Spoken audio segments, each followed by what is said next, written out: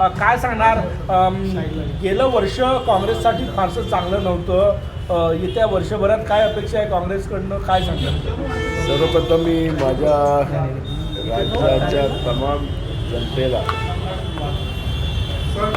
माझ्या वतीनं आणि काँग्रेस पक्षाच्या वतीनं मनापासून शुभेच्छा देतो.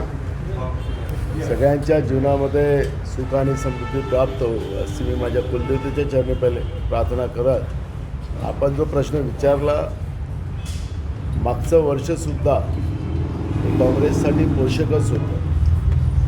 भाजपच्या बैमानीच्या समोर आणि जनतेच्या मताचा अनादर करणं हा भाजपनी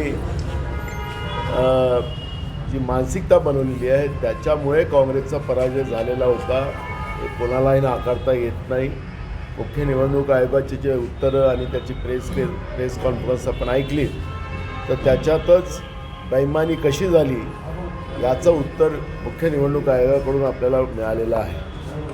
त्यामुळे हे वर्ष लोकशाहीसाठी पोषक असावं.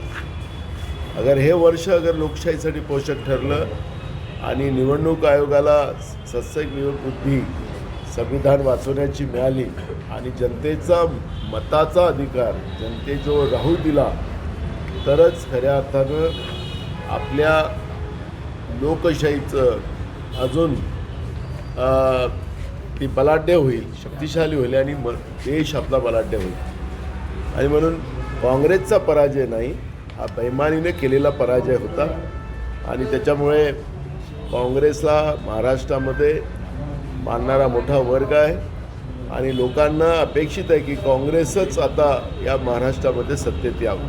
हो, तुम्ही राहुल गांधी यांना रामाची उपमा दिली, काय कसं आहे, मीडियावाले तुम्ही शब्दाचा अनर्थ करता.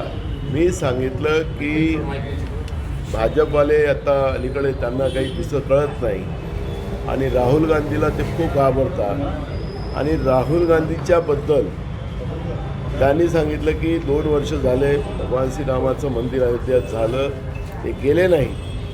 मी सांगितलं की राहुलजी भगवान श्रीरामांची जी भूमिका होती तेच काम राहुलजी करतात आहेत. देशातल्या शोषित पीडित लोकांसाठी, शेतकऱ्यांसाठी आणि देशाचं संविधान वाचवण्याचं काम राहुलजी करतात आहेत आणि राहुलजी जेव्हा अयोध्येला जातील ते मंदिरामध्ये जातीलच, भगवान श्रीरामाचं दर्शन करतील, पण भगवान श्रीरामाच्या पावलावर राहुलजी काम करतात आहेत हे मी सांगितलेलं आहे. मी भगवान श्रीरामाचं आणि राहुलजीची बराबरी केलेली नाही. भगवान श्रीरामाचं काम करणं, त्यांच्या विचाराचं काम करणं हे बराबरी होतंच असेल तर मग नरेंद्र मोदींनी भगवान श्रीरामाला छोटंसं दाखवून आपल्याला मोठं दाखवलं होतं तर ते कुठलं हे रामभक्त आहेत हाही प्रश्न या ठिकाणी निर्माण होतो. भाजपमध्ये मोठ्या प्रमाणात बंडखोरी झालेली आहे आणि ती बंडखोरी शमवण्यासाठी आता स्वतः मुख्यमंत्री देवेंद्र फडणवीस सर्वांना फोन करतात. आता भाजपमध्ये अजून खूप उद्रेक होणार आहे, त्यांच्या मंत्रिमंडळात ते उद्रेक होणार आहे. भाजपच्या राज्य पातळीमध्येही मोठ्या प्रमाणात उद्रेक चाललेला आहे. त्यामुळे फडणवीस सत्ता त्यांच्या कार्यकर्त्यांना ज्यांनी बंड केला त्यांना काही लॉलीपॉप देऊन त्यांना शमवू शकतील, पण निवडणुकीच्या नंतर भाजपमध्ये मोठा बंड होण्याची परिस्थिती निर्माण झालेली आहे. मुंबई महापालिकेच्या महापौराचा विषय आहे, कोण व्हावं, उत्तर भारतीय, मराठी आणि खान वगैरे असं सगळं चाललेलं आहे. नितेश राणेंनी सुद्धा ट्विट केलं. मला वाटतं की भाजपनी या सगळ्या विषयाची चर्चा करण्यापेक्षा मुंबईला ज्या पद्धतीनं घाण केलं, मुंबई जशी विकली आणि महाराष्ट्राला महागाच्या आगीमध्ये झोकलं. आपल्याला माहितीसाठी सांगतो की पेट्रोल डिझेलची किंमत हे 30 रुपये 50 पैसे आहे मूळ किंमत आणि त्याच्यामध्ये राज्य सरकार 40 रुपये 50 पैसे घेते, केंद्र सरकार जवळपास 20 रुपये घेतं.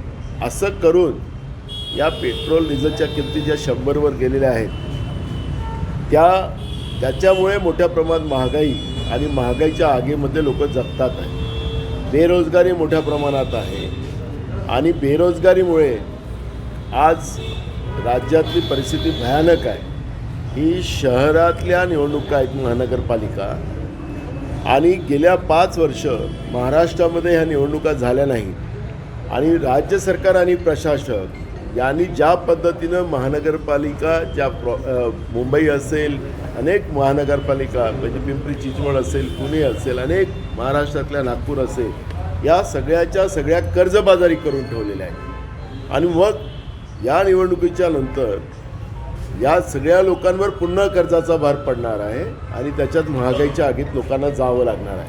आणि म्हणून या निमित्तानं मी आपल्याला सांगतो की भाजप मुद्दामून हिंदी भाषिक, मराठी भाषिकाचा मुद्दा उपस्थित करून मूळ मुद्द्याला डायव्हर्ट करते आहे.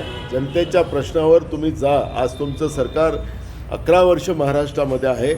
तुमच्या सरकारने या महाराष्ट्रासाठी, महाराष्ट्रातल्या महानगरपालिकेसाठी काय केलेलं आहे ते आपण सांगावं. आणि कर्ज घेऊन लोकांवर किती कर्ज लादलं आणि त्याच्यात भ्रष्टाचार तुम्ही किती केला ते त्यांनी सांगावं.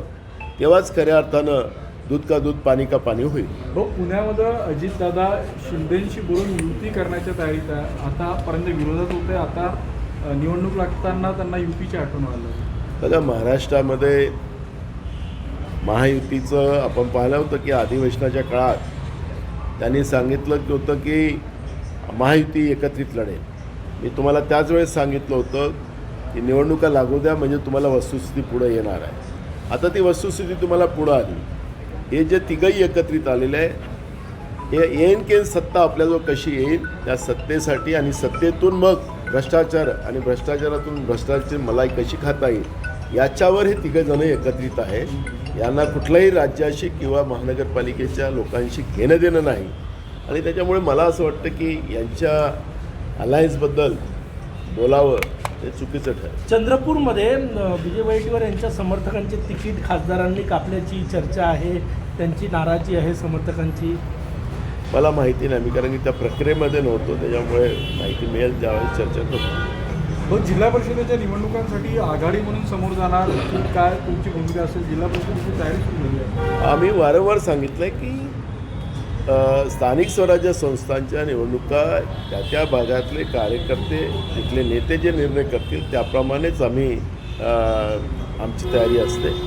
भाजपला आणि भाजपसोबत असलेलं अलायन्स त्याला सोडून आमचं ती भूमिका असते. त्याच्यामुळे एकदम स्पष्टता आमची आहे. त्याच्यामुळे कोणासारखं नाकाला जीभ पुरवण्याचं काम आम्ही करत नाही की आम्ही महाविकास आघाडी म्हणूनच एकत्रित लढू, असं महायुतीने केलेलं होतं. आज त्यांचं आपल्याला दर्शन होते. हिंदी में